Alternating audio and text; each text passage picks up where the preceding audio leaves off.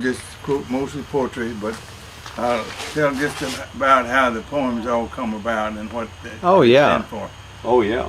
Now the one about the servicemen during World War II, I worked in a shipyard, and it was called a Navy yard because we built destroyers and destroyer escorts and LCIs and LSTs for the war. And there was all Navy boats, and it was called the Navy Yard. But back in about 1943 or 4, well, there was a Navy man. I don't know what position he had in the Navy, but he was high up in the Navy. And they had built a platform out in front of what we call the laydown yard, between the pipe shop and the machine shop. And they moved all the pipe and equipment out of the way and built a big platform. And so one day, my foreman, George Rutherford, he come told the crew that they're having a big speech. A big Navy man's coming down to give us a speech. And at dinner, right after dinner, after you eat dinner, says go down and he's gonna make a talk. And he made a talk about how the war was going and how some of the boats that we built, especially DD 569 USS Aulick, fought in the Pacific. But he quoted a poem. Incidentally, I worked on 569 when they laid the bottom keel. I did too. I worked on DD 569, but it had already been seeing action in the Pacific before we got through. When this guy come. Oh, is that right? When this guy come, he told about what the USS Aulick had already done. And I was listening to him, and he included everybody in service, the Army, the Navy, the Air Force and Marines. And working men. And the working men, and all Americans. I guess the Coast Guards, he didn't say anything about the Coast Guards, but I think the Coast Guards was part of the Navy then. Yeah. But I was listening to his speech, and he quoted a poem that went like this. I am a soldier, tired and true. I fight in order to subdue the Axis foe across the sea. For victory depends on me. I am a sailor lad. I sail in weather good or bad. I fight my battles from the sea. For victory depends on me. An aviator bold am I. I fight my battles from the sky. I shoot down planes, sink ships at sea. For victory depends on me.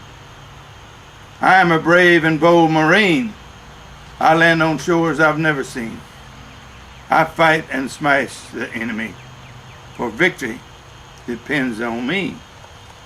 I am a hard, tired working man. I work and work the best I can. I build ships and planes and tanks and guns, you see, for victory depends on me. Fellow Americans, let's all do our part and work with all our heart. And in the end, we can say with certainty, victory depends on me. So he included everybody in every branch of service. That we all had to fight for the common cause. And that's why winning a war is if we all pull together. Now, Uncle Grover, is it true that you never had a written copy of that poem? You just heard it once? I just heard it. Now, that's exactly the best way I can remember it. And I've said it all ever since about 43 or 44. It's almost a miracle that he remembered the words he did, because it covers all the subject matter that involves patriotism. I can think of one little quote by Edward Everett Hale that might be in that same spirit. Edward Everett Hale, he says, I am only one, but I am one. I cannot do everything, but I can do something. And what I can do, I should do. And what I should do, I will do. And by the grace of God, I will do it. And that was in the same spirit that that poem was given. But that was good, wasn't it? Yeah, Everett Hale.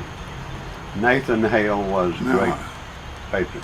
But anyway, The Grover, next poem I'm I don't gonna- see how in the world, a comment is, I don't see how in the world you remembered all of that.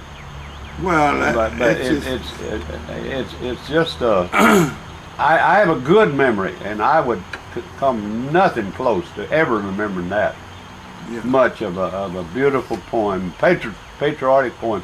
I'd never heard it before. Have you, Marshall? No. And I don't believe it's in Well, the- I'll tell you what I've thought about doing. They have a ship down there now. I don't know the number of the ship, but it's USS Oric in Orange, and they brought it there as a museum for the shipyard workers. it's and all. one of the destroyers. It was a destroyer, but it was built in '45. Yeah. After I'd already heard this poem, but in other words, it didn't go through World War II like the Oric did. Because the war was over in 45. War was about over in '45, but they just finished it up. But they had it in Turkey, and they brought it to Orange for a memorial, and they didn't want to, mothball it, so they got it as a museum there. I mean, I've been thinking about going down there and telling them all about the shipyard work that we did. I worked there from July or August of 41 till December of 45. I say there nearly the whole time I worked on just about every boat, because I went from one boat to the other putting in the freshwater system. Did you work on the destroyer escorts on the sideways? Yes, sir. As Me well and as you- a destroyer. I remember one time when me and you was working, eating dinner together one day, and we was drinking milk. Somebody come up there and told us that we said, "You two boys favor." Oh. You remember? No, We I said we don't were remember brothers. that. But But that's before you went into the army. yeah, okay. Then you worked on the sideways too. Yeah, I did. I worked Yeah, on you the worked sideways. on the sideways. They launched it from the side. I rode one of them in the water. Now, what they did, when they launched the boat, they could always get enough people that wanted to ride the launching. Yeah. So I put in to ride a launching one time, and they put me on one of them destroyer escorts sideways. and it made some flops. Boy, and it went flopping and rocking, but I hung on to the handrail. It just rocked like that. But the end-way launching, it was smooth. Yeah. It didn't rock at all. It was on a declivity of about 15 degrees, wasn't it? Yeah. Yeah, it just slide in just smooth as silk. But this sideways, it rocked the boat. Yeah. I remember that. Okay. Okay.